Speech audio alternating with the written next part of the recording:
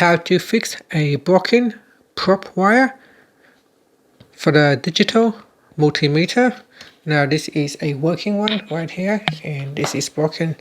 To fix this, all you have to do is really push this one out. So we need to pull it out.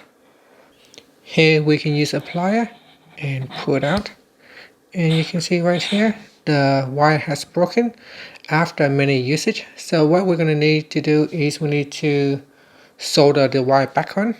So we just need to solder the wire back on to here. Okay, so I'm just going to put this cable inside here and then go up like that and then down here, and then we're going to try to solder this back together in here. So you're going to need to use a soldering iron. This is a budget. You can get them from your local hardware store. They are fairly cheap, maybe just around $10. You can get one of this. You're also going to need the soldering wire to help us solder this together. Okay, so my soldering iron is now hot, so we're going to solder them together.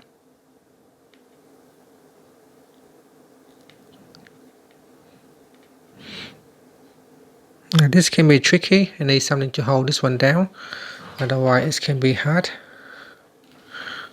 So I'll probably get something heavy and then hold onto this piece here. So here, just solder on the wire to that prop right there. Now this is an example of not a very well done job. You can see the soldering are quite big. So you need to make it small enough. It doesn't need to look beautiful because it is on the inside. As long as the wire stick to the prop, it should work. So push it back in. So push the pointer back in.